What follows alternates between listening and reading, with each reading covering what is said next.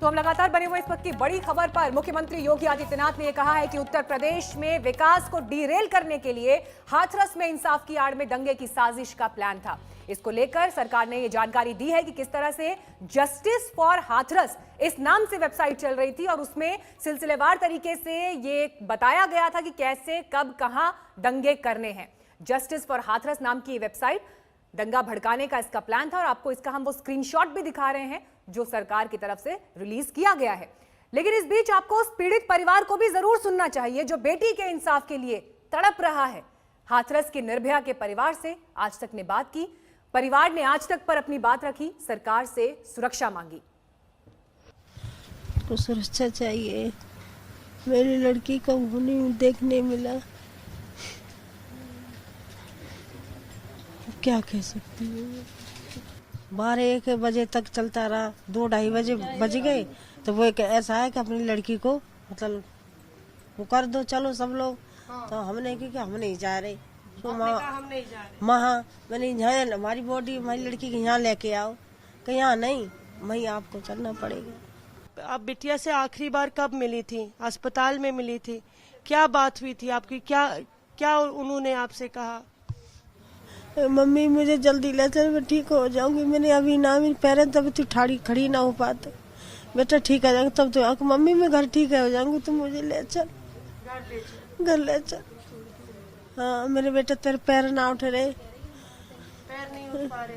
नहीं बाकी पैर नहीं उठवा रहे, ये नारी ना उठ पा रही करके चमचिया से पानी डालते और चाय डालते, चमचिया आते, लील नहीं पाती गले से, कुछ खा नहीं पा रही। आपके साथ खेत में हाथ बटाने जरूर जाती थी, वो मेहनत करती थी? हाँ मेहनत करती, मेरी लड़की घर पे काम करती, हमारी साथ ही रहती, आपके साथ ही रहती थी? सोती मेरे साथ, जाना तो गए, मुझे नींद नहीं आती।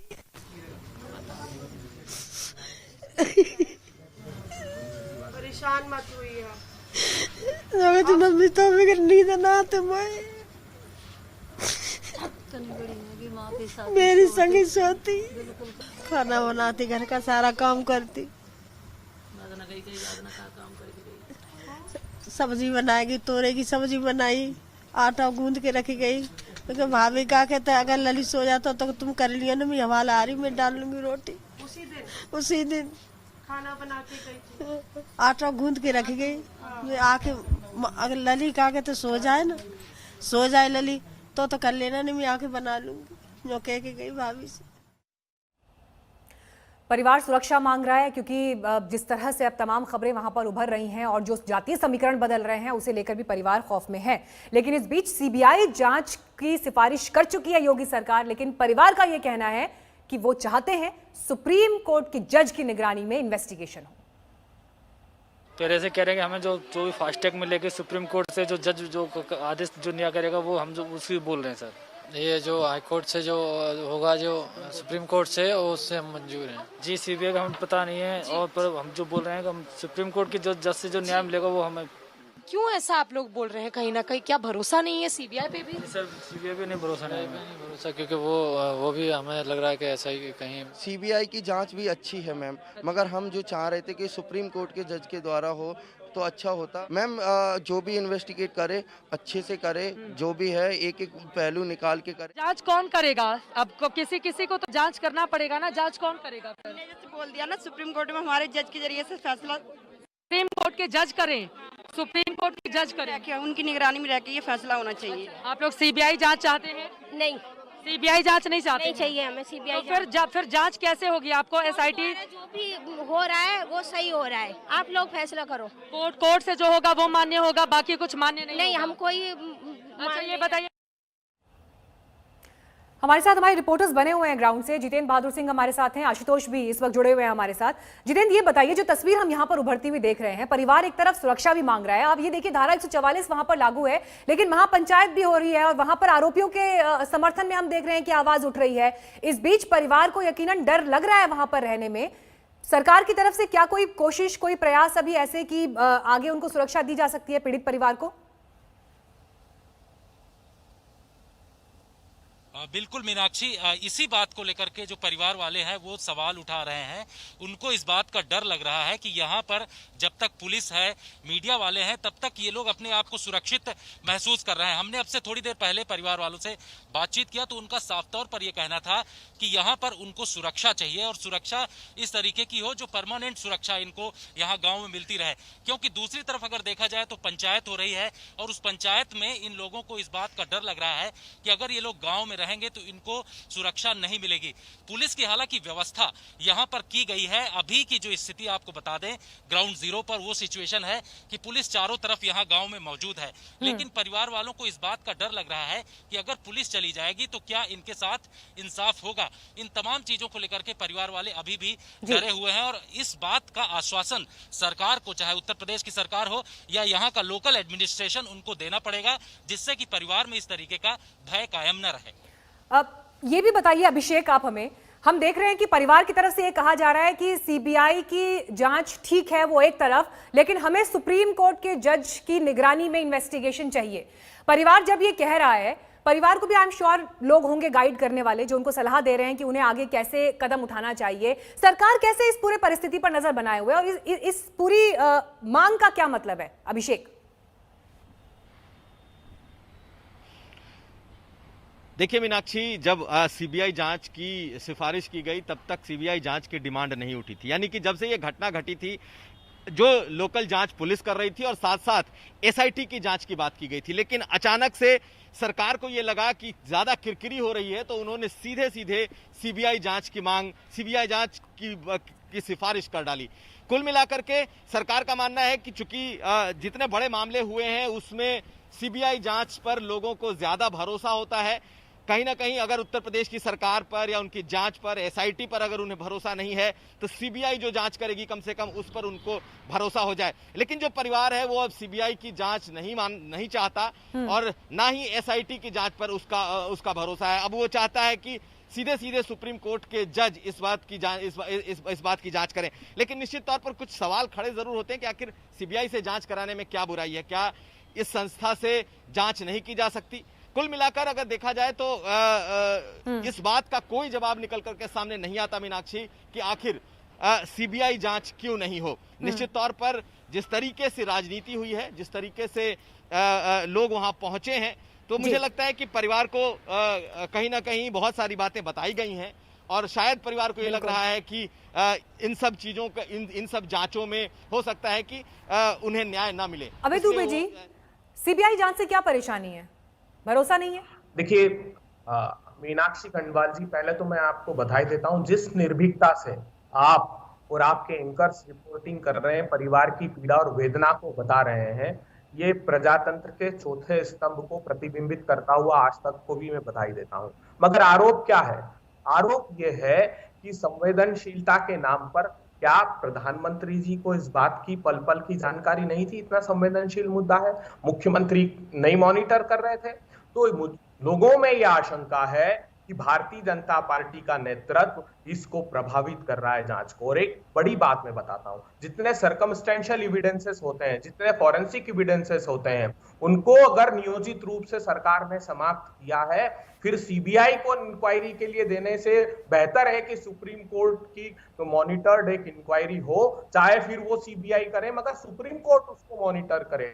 मैं इसलिए बार बार कह रहा हूं कि होना तो ये चाहिए था कि जब एमएलसी हुआ, सबसे पहले मेडिको लीगल केस जब पहले दिन हुआ, तभी आपको ये जांच करनी चाहिए थी कि सीमन है कि नहीं है।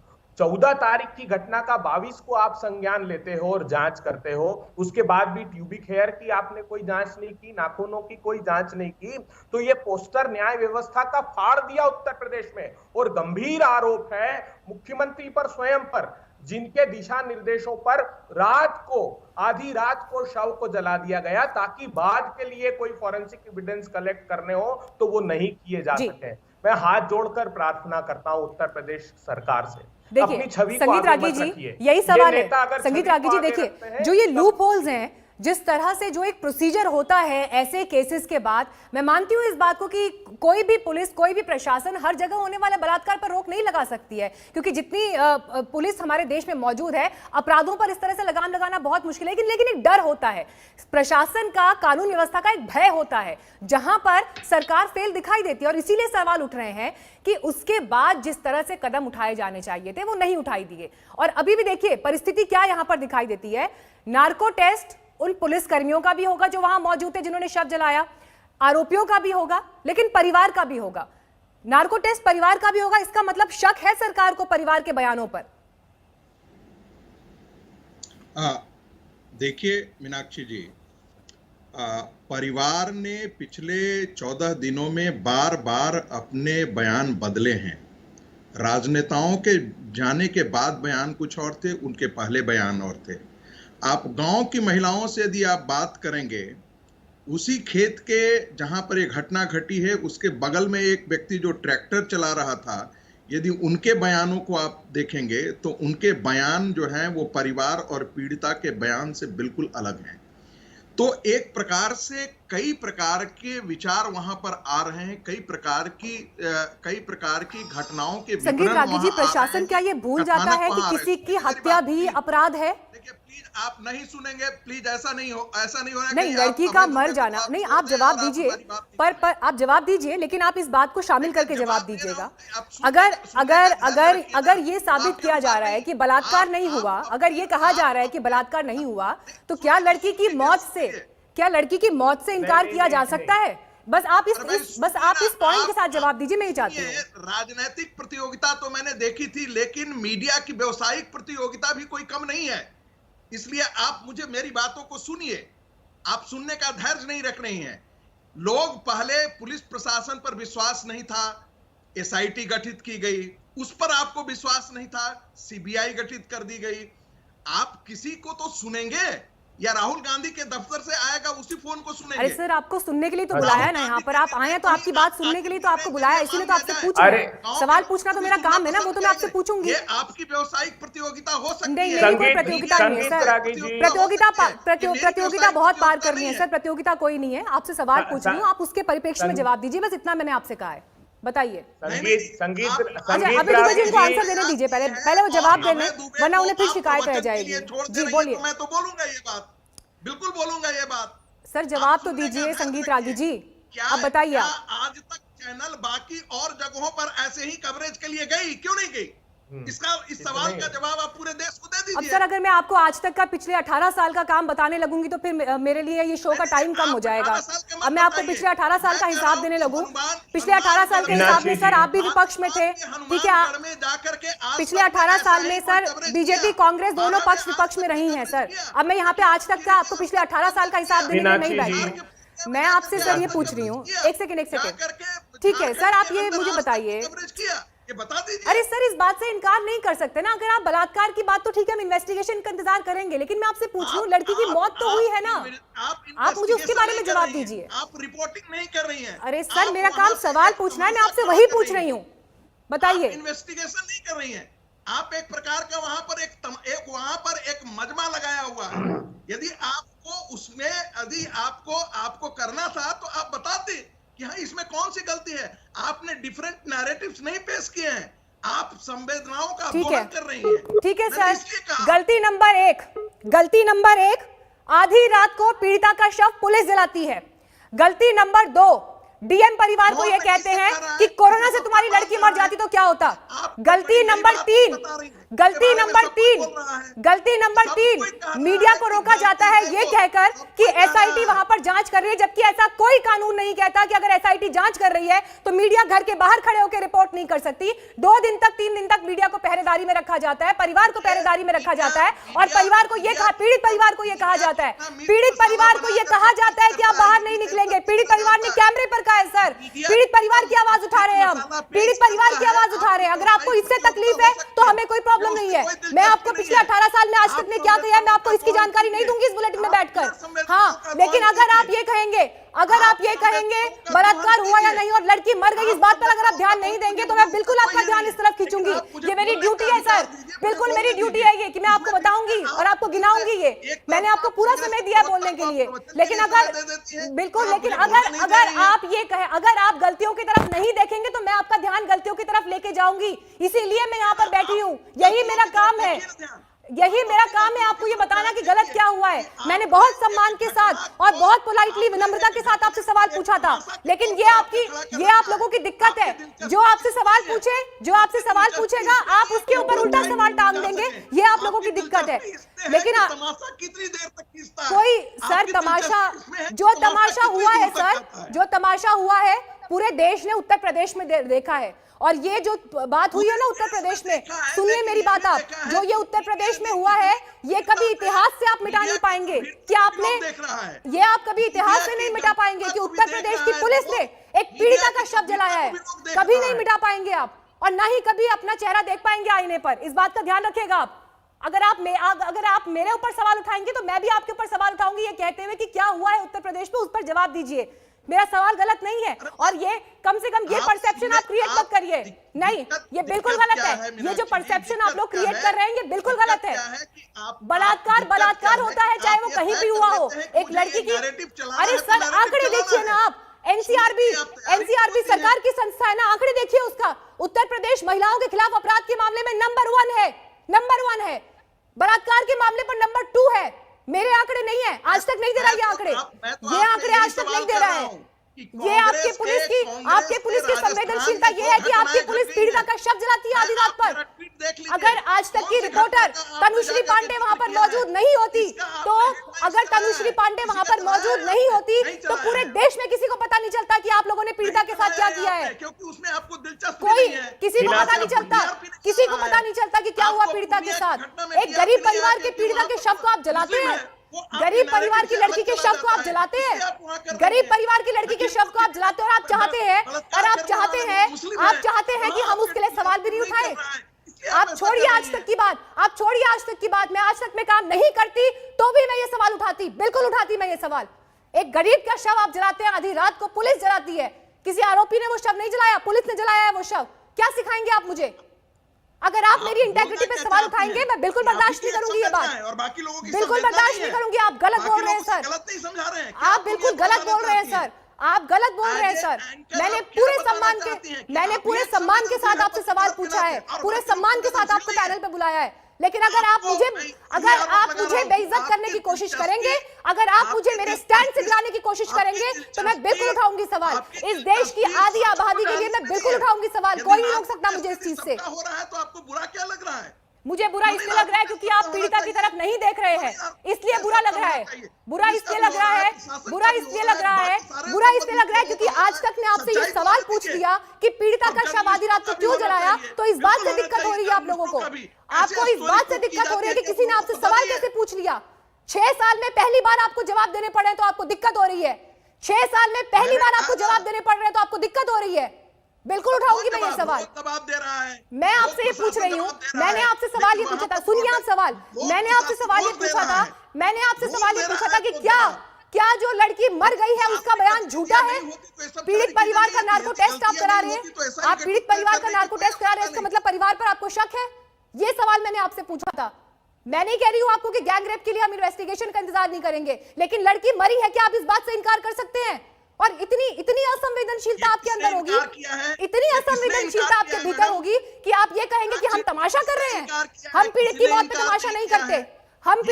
तमाशा नहीं करते, तमाशा जिसने किया आप उससे पूछिए, जाकर पूछिए उन पुलिसकर्मियों से किसके ऑर्डर्स थे शव जलाने के, किसके ऑर्डर्स थे शव जलाने के। सच के तह तक जाने के लिए नहीं है, मुझे बताइए आज, आप सच बताइए। आपके लिए कि हम व्यवसाय संगीत रागी जी आज सच बताइए, संगीत रागी जी सच बताइए, शव जलाने के ऑर्डर किसके थे? आधी रात को शव जलाने के ऑर्डर किसके थे? जवाब दीजिए। क्या ये मुख्यमंत्री के स्तर पर आता है क्या? ये टॉप मिनिस्टर के स्तर पर आता है क्या? शव जलाने के ऑर्डर किसके थे? और एडीएम और ये सब चीजें आपको पता नहीं है कि ब्यूरोक्रेसी की एक हायरार्की होती है, पुलिस प्रशासन की एक हायरार्की होते हैं, आपको इतना बेसिक जानकारी नहीं है। किसके ऑर्डर थे? आधी रात को शव जलाने का ऑर्डर किसका था? जानकारी आपको है या नहीं है? आधी रात को शव जलाने का बेसिक जानकारी बताइए। कानून की किस किताब में लिखा है कि पुलिस जलाएगी पीड़ित का शव? किस किताब में लिखा है कानून की? बताइए मुझे। ठीक है, मेरे पास नहीं है ज्ञान, बताइए, आप मुझे ज्ञानी बनाइए, बताइए किस किताब में लिखा है? किस किताब में लिखा है? जवाब दीजिए। आप बहुत किताबें पढ़ के आए हैं, जवाब दीजिए। उस गलती को मुझे किस किताब में लिखा है? पुलिस प्रशासन के खिलाफ कार्रवाई की गई है। पुलिस प्रशासन इसके बाद कर रहे हैं, आपको तमाशा है। आप सिर्फ एक मोहरे को सस्पेंड कर देते हैं, मोहरों को सस्पेंड कर देते हैं आप, और आप हमें ये बताएंगे कि तमाशा नहीं हो रहा वहां पर? आप जाके देखिए पहले उत्तर प्रदेश में क्या स्थिति है महिलाओं के मामले में, महिलाओं के खिलाफ अपराध के मामले में नंबर 1 है यूपी। एनसीआर में क्या आंकड़े हैं? सरकार के आंकड़े हैं, आज तक के आंकड़े नहीं है। आपको इन्वेस्टिगेशन में कोई दिलचस्पी नहीं है। इन्वेस्टिगेशन में जिस राज्य की पुलिस पीड़ित के शव को जला दे, जिस राज्य की पुलिस पीड़ित के शव को जला दे आधी रात, सोचिए सर, यहाँ पर सोचने की जरूरत है। क्या परिपाटी सेट हो रही है यहाँ पर? ये सोचने की जरूरत है, हर इंसान को सोचने की जरूरत है। एक छोटे से ब्रेक के लिए हम यहाँ रुक रहे हैं, फौरन लौटेंगे। नमस्कार, मैं हूं अंजना ओम कश्यप। हमें उम्मीद है ये वीडियो आपको पसंद आया होगा। लेटेस्ट खबरों के लिए यूं ही देखते रहिए आज तक, और इस वीडियो के पसंद आने पर लाइक, शेयर एंड सब्सक्राइब करना ना भूलें।